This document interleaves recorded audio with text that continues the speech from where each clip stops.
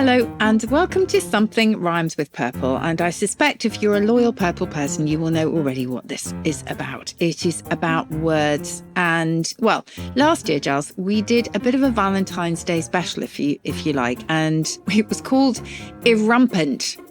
And you may remember, I hope, what that means. But anyway, we thought we might return to the theme of love today without getting too schmaltzy, didn't we? We are not going to get schmaltzy. I have in front of me a poem written by my friend, who I love reading her poems, Jane McCulloch. It's simply called A Thought, and it's about growing older, really.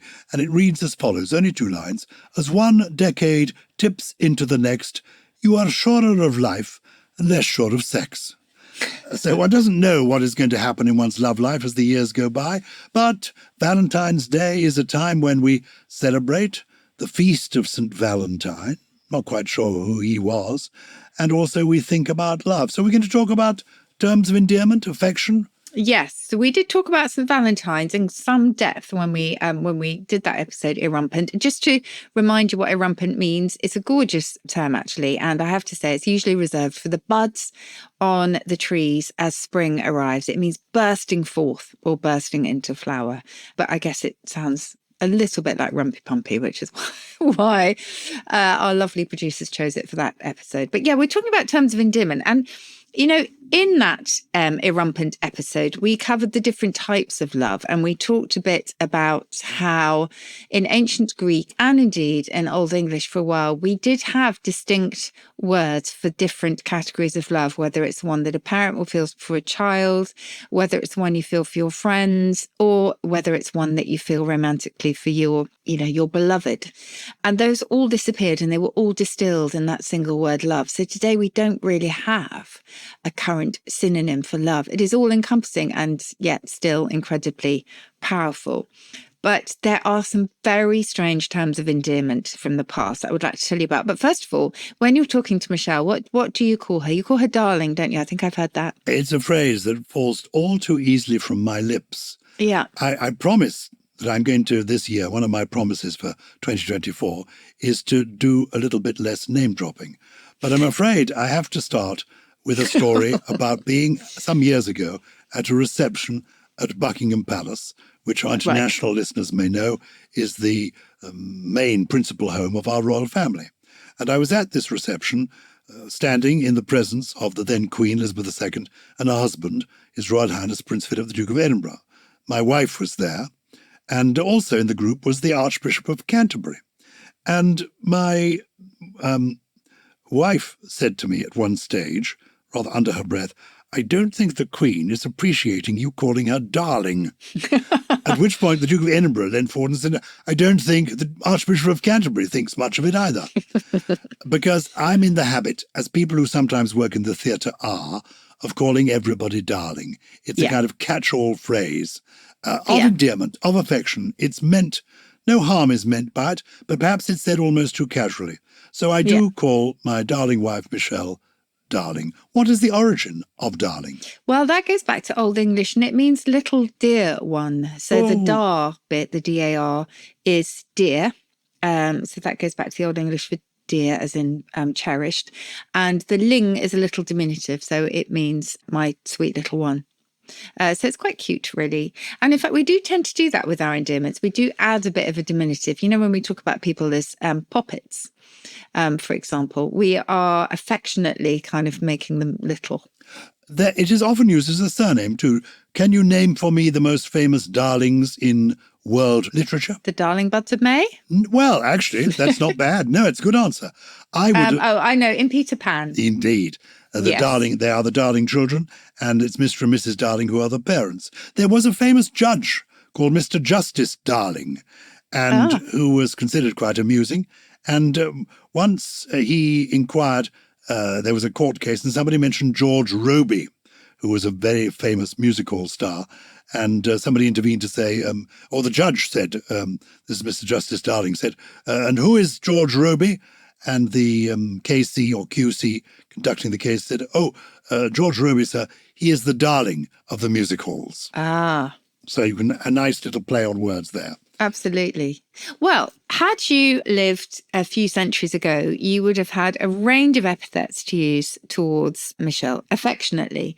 So some of them, and I think I may have suggested some of these to you before, some of them may not go down so well. So you might have to wait a little while, whereas others I think are quite cute. So should we start with the ones that you need to be careful with?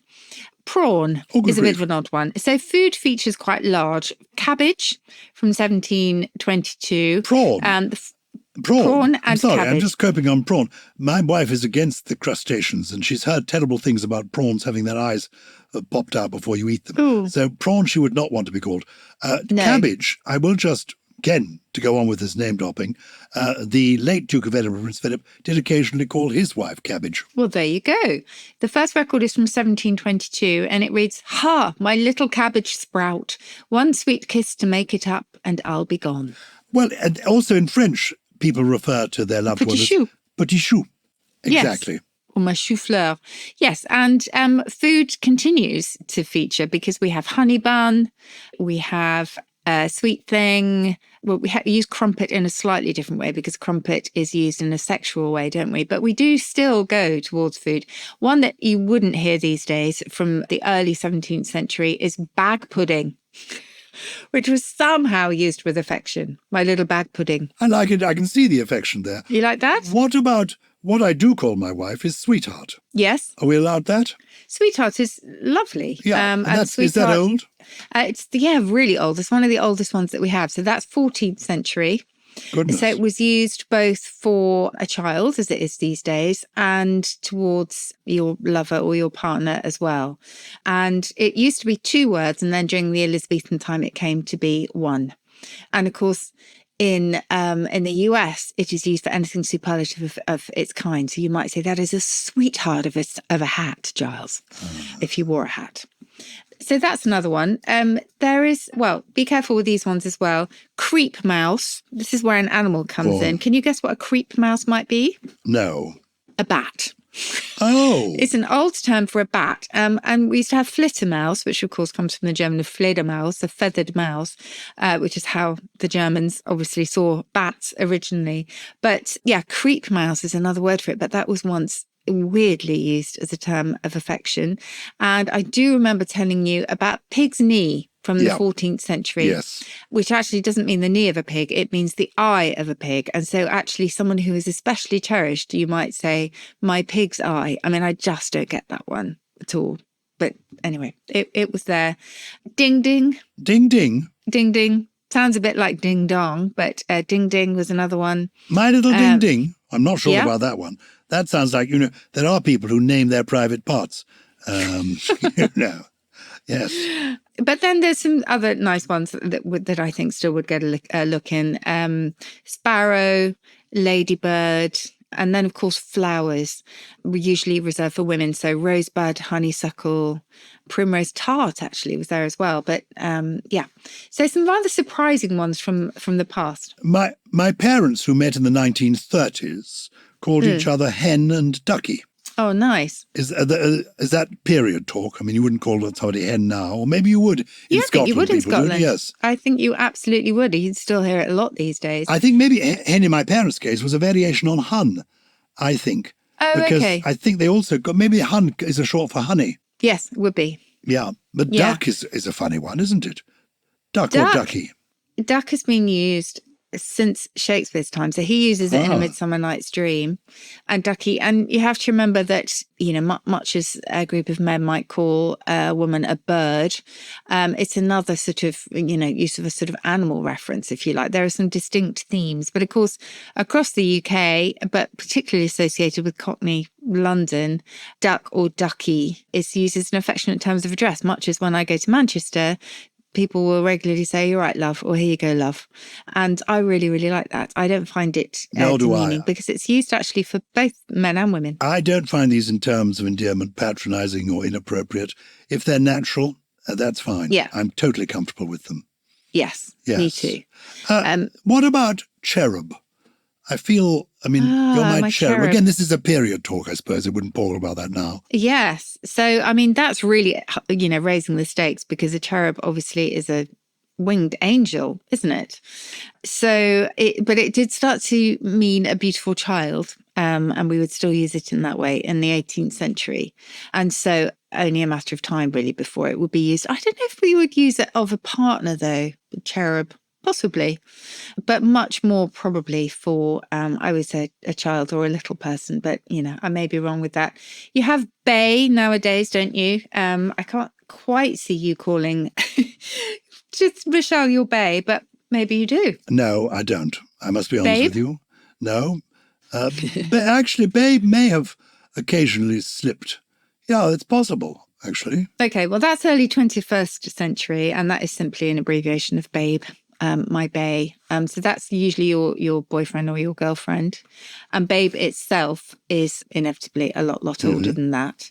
What other ones might you use? I'm just trying to think what I was called when I was little. I think sweetheart, darling, or poppet. Really, with the ones that I used a lot. What is the nicest thing you think you've been called, both as an epithet, a phrase like that, and also maybe the nicest thing that anybody has ever said to you in a romantic situation? Well, what hasn't been said, but I would love it to be said, and I'm sure I've told you this, there's a film with Jeremy Irons, and it's based on I think on a Pinter play. And one of the characters says to a woman, "You dazzle me." Oh. And I just thought that is just such an amazing thing to be told. So, yeah, I'm still waiting for that moment. How about you? Well, there's a line from Shakespeare. When I first met my wife, Michelle, which was now 56 years ago, we appeared in a production of Twelfth Night together at university. She played the part of Viola, and I managed to get myself the part of the sea captain in order to be near to her. And I think Shakespeare has some wonderful lines about love, and I'm trying to remember which play this comes from, but it's a wonderful thing to say to a loved one. It's from Shakespeare. "I would not wish any companion in the world but you." Can I look it up for you? Isn't that a great line? "I would not wish any companion in the world but you." So if you are looking for a line for Valentine's Day, this year, next year, sometimes never, Shakespeare does it all. I mean, actually, he's got a universal line too, Shakespeare, that I think is good for Valentine's Day because it's general. And I know on Valentine's Day there are a lot of people who feel bleak because they think I haven't got anybody. Other people feel, oh, thank goodness I haven't got anybody. But this is a great line from Shakespeare: "Love all, trust a few, do wrong to none." That's gorgeous. That is gorgeous. I've just found the Tempest quote. That's where yours comes from. "I would not wish any companion." And it continues. So it goes, "I would not wish any companion in the world but you, nor can imagination form a shape beside yourself to like of." Gorgeous. Absolutely gorgeous. Oh, isn't it gorgeous? And I found totally it was gorgeous. Betrayal. That was the film I was thinking of, and it had Ben Kingsley in it. Yeah. Of course. Yeah. Indeed. And I think it was a play written by Harold Pinter about an affair that he had. I wonder if he ever uttered those lines. Well, "You dazzle me." Yeah, maybe he did. Yeah. But anyway, it's a lovely thing. I don't think I've ever had a little book or diary containing the best ones. Don't you remember when I first met you more than a quarter of a century ago, when I came up to you and whispered in your ear, "I never believed in love at first sight, Susie, but that was before I met you." No, I don't remember because it actually never happened. Because as you say, you were that 25 did years never happen. into a marriage at that point. That did never happen. But I love collecting those sorts of ridiculous lines. Give me some more. I'll give you some more. This is a real chat-up line. If you meet somebody in a bar, or the pub, you say, "You owe me a drink because when I saw you, I dropped mine." Or, "Oh, hello, I seem to have forgot my own phone number. Can I have yours?" Oh, that's quite sweet, isn't it? Sort of. I'm not sure. I think I would just say, They are all ridiculous. Yeah. But it's quite fun in their own way, in a sense. Let's flip a coin. Heads, I'm yours. Tails, you're mine. It's a way of, in a sense, a chat-up line like that is a way of getting round an awkward moment, trying to be endearing. One means well. Yes, as long as you mean well. Well, we had a lovely moment in the Countdown studio the other day because we had a contestant called Mark who is about to get married to his lovely fiancée, Annabelle.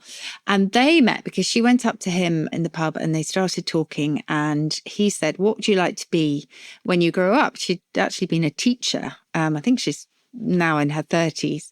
And she said, "A lexicographer." And he said, "What, like Susie Dent?" And because of that, they felt like Mark had to apply to be a contestant and Annabelle had to come along. So it was really sweet. And they are, getting married, I think actually, they may already be married because it was on the 6th of February. So congratulations to both of them. Well, real congratulations. And it's so much better a line than, "I bought you a dictionary since you add so much meaning to my life." No. Or even worse, "Oh, let me tie your shoes. I don't want you falling for anyone else." Oh. Yay. Or I'll give you one more really bad one. "Hello, are you a Wi-Fi signal? Because I'm feeling a very strong connection here." Oh, these are all so wince-making. They are. They're really, really not to be dreadful. recommended, purple people. Do not use these ones. Don't use these. Don't go up to someone and say, "I know your birthday." And they say, "Well, really? Do you?" "Yes. It's the 10th of October." "Really?" "Yes." "You're a 10-10 in my book." Oh. Yeah, exactly. Oh, my goodness. Should we go quickly on to some of our emails from Let's the get in lovely touch people, in case they're still listening? Yes, if you've got a great chat up line, do please send it in. It's purplepeople@somethingrhymes.com, all right? Yes. And don't try any of mine because they're hopeless. Like, "I need a real estate agent, I really do. Do you know any? I'm trying to make a move here." Yes. Okay, definitely. Let's leave it there. And let's go to our very first email. And we have a voice note from Mary Ruth. Hi, Susie and Gyles. I'm Mary Ruth from Malaysia, and I've listened to every single episode of your podcast, sometimes more than once, because I'm never able to remember all the new words I learn each week, and it's always a joy to revisit them. I also love your episodes on Pidgin English from around the world, and we sometimes call our Malaysian English Manglish, although it's not as famous as our neighbours' Singlish. I also sometimes joke that Manglish could be a portmanteau of mangled English. Now, I'm trained as a biologist, and I've a question about the word fluke. Whenever I hear the word fluke, my mind immediately goes to the parasitic worm, but I realize it's more commonly used to describe something good which seemingly happened by chance. But there is also the fluke, describing the lobes of a whale's tail, and also fluke as a flatfish. Could you please share with us how this word came to mean all these different meanings? Thank you and best wishes from Malaysia. Mary Ruth. Oh, that's a brilliant question. And I have to say, until Mary Ruth got in touch, I didn't really know that there were so many meanings for fluke. I'd not heard of the flatfish called a fluke. Had you? No. Or maybe I had. Maybe I had, but I don't think I really thought about it. No, I've definitely never eaten it, that's for sure. Well, there are indeed many, many different meanings. I'll start with the one that we're probably most familiar with, most of us, which is, "Oh, that was a bit of a fluke. I did really well there, but it was a bit of a fluke." So meaning a surprising piece of luck or something that is unlikely and happens by chance. We're not completely sure where this comes from, but it emerged around the mid-19th century and it began in games such as billiards when it did mean a lucky stroke, so something that the player was especially grateful for. It possibly comes from a dialect word meaning the same thing, but its ultimate origin has been a little bit lost. The fluke that is a flatfish, especially a flounder, that one's a little bit easier because that is from Germanic origin. And there is a word in German that is quite similar, meaning flat, which is flach, which sounds quite like fluke. So that's where that one comes from. As for that sort of triangular plate that you'll find on the arm of an anchor or either of the lobes of a whale's tail, that probably comes from the fish because of the shape. So the fluke that is everything but the most familiar meaning, that kind of unlikely, happy occurrence, is from the flatfish.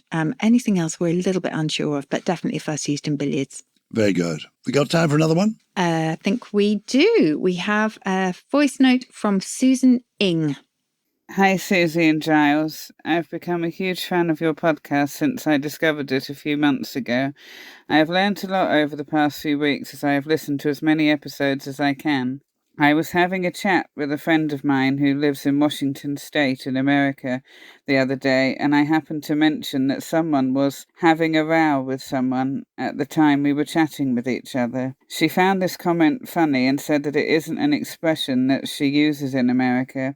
It made me wonder how long we have been using the expression here and where it came from originally, and if there are any other similar alternatives we perhaps don't use so much today. Thank you for all your hard work, Susan Ing from Berkshire, England.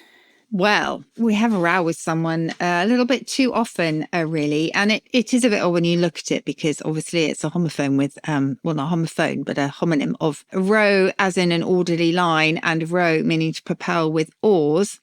And so the sense an orderly line, that row, that's recorded from Old English. It's separate to row meaning to propel a boat with oars, because that's also Old English, but it actually goes back to a word used by the Romans for an oar, remus, R-E-M-U-S. But the kind of row that results from a heated argument, that's a different word again, and has obviously a different pronunciation. And that turned up in English from a completely unknown source out of nowhere in the middle of the 18th century. And all we know about it, and this reminds me of the word humbug, actually, Gyles, is that it was considered to be vulgar or slang. It was considered to be low speech. But we have absolutely no idea where it comes from. So I'm sorry to disappoint you, Susan. It is a very odd thing, having a row with someone, especially the pronunciation. And all I can say is that the work will go on, but it's not related to the words with the same spelling but different meanings to row, or a row, indeed. Isn't it interesting how people's voices tell you something about them? I really loved the sound of Susan Ing's voice. Mm-hmm. Those people who know two famous English writers, they were sisters, Margaret Drabble, and her sister A.S. Byatt, who sadly died recently, it may be the same generation or the same part of the country, they sound a bit like Susan Ing sounded.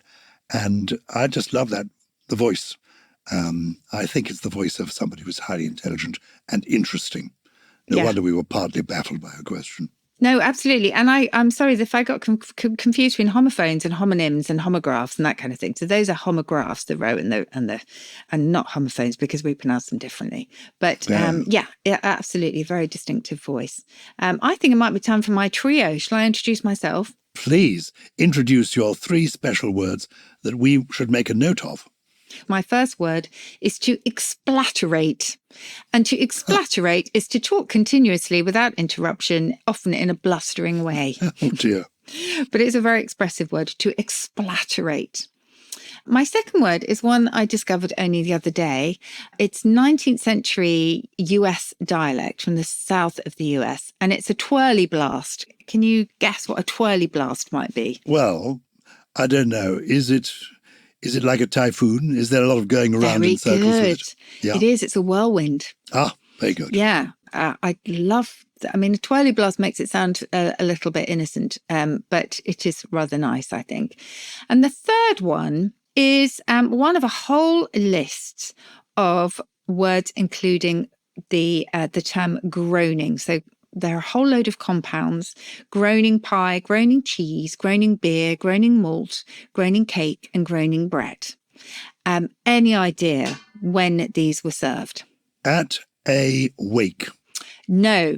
It sounds like the groaning that is of lament, but it's not. It's the groaning of a woman in labour. Oh. So people would be invited to attend the birth, or at least to wait outside. And whilst they were waiting for the happy event, while the woman was positively groaning, they would eat pie, cheese, beer, drink, etc., etc. Oh, that's brilliant. The groaning cake. I think that's fantastic.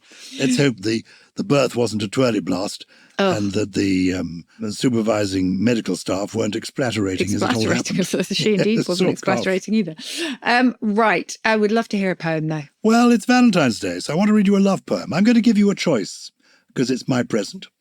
You can have a modern love poem written by my friend with whom I began this episode, Jane McCulloch. It's the shorter of the two. Or you can have my favourite love poem written by the great Elizabeth Barrett Browning, one of her sonnets. Let's go for that, because that'll be something different. Yeah. All right. I'm going to give you, it's my favourite poem. You will know it. This is a very famous poem, Sonnet 43 by Elizabeth Barrett Browning. How do I love thee? How do I love thee? Let me count the ways. I love thee to the depth and breadth and height my soul can reach when feeling out of sight for the ends of being an ideal grace. I love thee to the level of every day's most quiet need by sun and candlelight. I love thee freely as men strive for right. I love thee purely as they turn from praise. I love thee with the passion put to use in my old griefs and with my childhood's faith.